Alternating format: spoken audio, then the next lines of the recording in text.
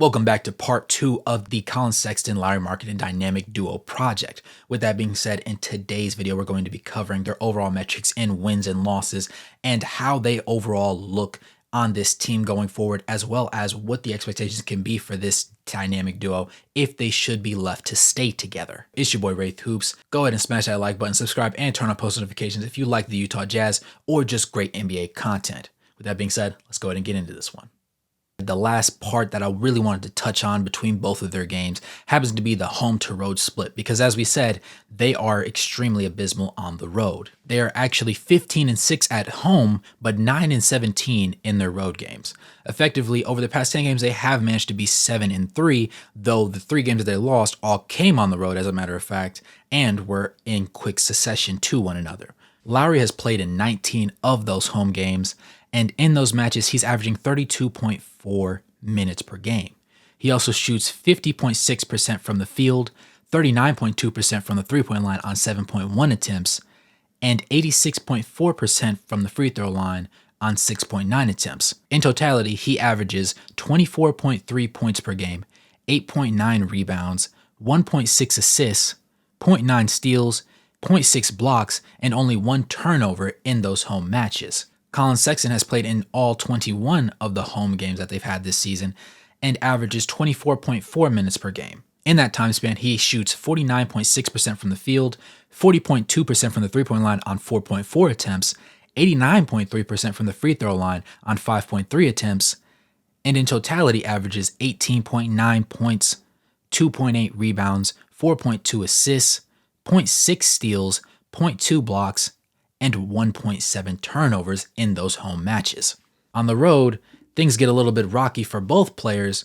As for Lauri Markkanen, in 20 games on the road, he's averaged 32.9 minutes. He shoots 49.1% from the field, 40.9% from the three-point line on 9.1 attempts, 88.6% from the free throw line, and in totality averages 23.8 points, 8.7 rebounds, 2.2 assists, 0.9 steals, 0.6 blocks, and 1.4 turnovers per game. Colin Sexton has played in all 26 of the Utah Jazz road games, and in that time span, he's played in 24.2 minutes on average, scoring 48.3% of his shot attempts, shooting 36.2% from the three-point line on 3.6 attempts, 86.4% from the free throw line on 4 attempts, and averaging in total 16.4 points, 2.5 rebounds, 4.4 assists, 0.9 steals, and 0.2 blocks to go along with 1.9 turnovers per game. Now, with that being said, the numbers speak for themselves, but the most important thing is to have a quick summary point and understanding of that value. Now, remember, in a significant amount of Colin Sexton's games this season, he has come off of the bench. With that being said, a lot of those games naturally would have been on the road at the beginning of the season.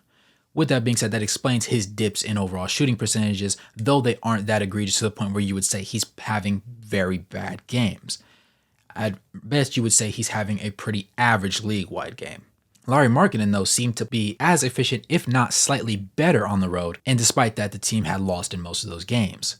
With that being said, the most important thing that we can understand from this is that Colin Sexton will ideally continue to be the flamethrower that he's been from the field, not be as liable on defense, and so long as these two play in tandem together, playing off of each other, and also helping each other help the other teammates play better and have a little bit less strain on them to get themselves open shots, things should continue to roll for this roster. With that being said, though, the biggest question marks will become the guys off of the bench, because while they do tend to outscore opposing team lineups by an average of over 20 points per 100 possessions, it's still integral to understand that the tandem of Keyonte George and Jordan Clarkson has not actually performed that well on a consistent basis. With that being said, Jordan Clarkson himself has been a little bit more consistent, but while Keyonte George has seen a little bit more success since he came back from injury, overall he has not played as well as they would have hoped him to at this point in the season to give himself significant minutes.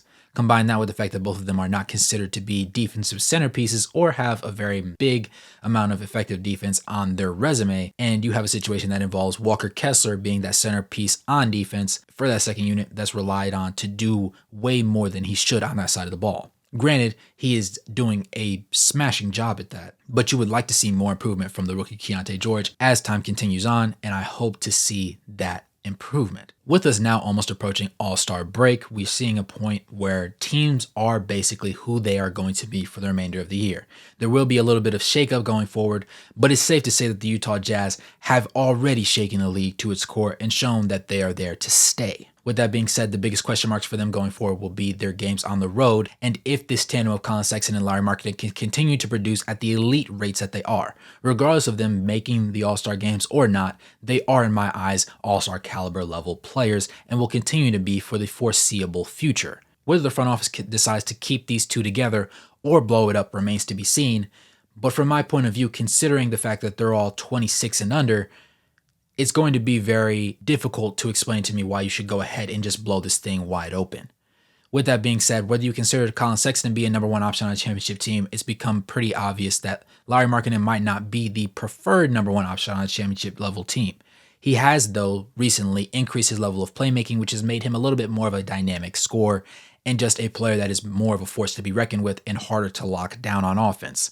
His best performance actually came against Anthony Davis, in which he forced Anthony Davis to shoot 5 of 21 from the field, despite Lauri being a decent defender, but not overall viewed as a massive positive on that side of the floor.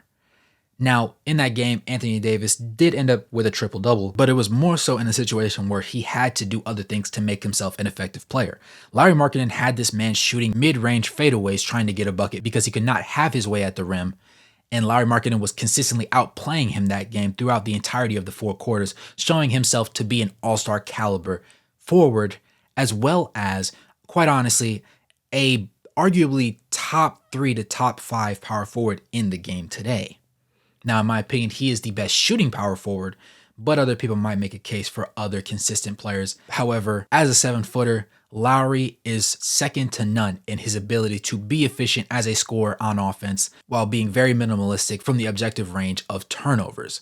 With that being said, I expect more things to happen in a positive side of the spectrum for Lauri Markkanen, and I believe that Colin Sexton will likely stay on this team because he has boosted his trade value so high, a lot of teams will not be willing to trade as much for him. You would have seen certain aspects where teams like the Dallas Mavericks or the Oklahoma City Thunder have been in the waters looking for Lauri Markkanen. Likewise, you've seen the Miami Heat and the Los Angeles Lakers actually seem to have interest in Colin Sexton. That being said, Miami has most recently traded Kyle Lowry in a 2027 first-round pick to the Charlotte Hornets in order to get Terry Rozier.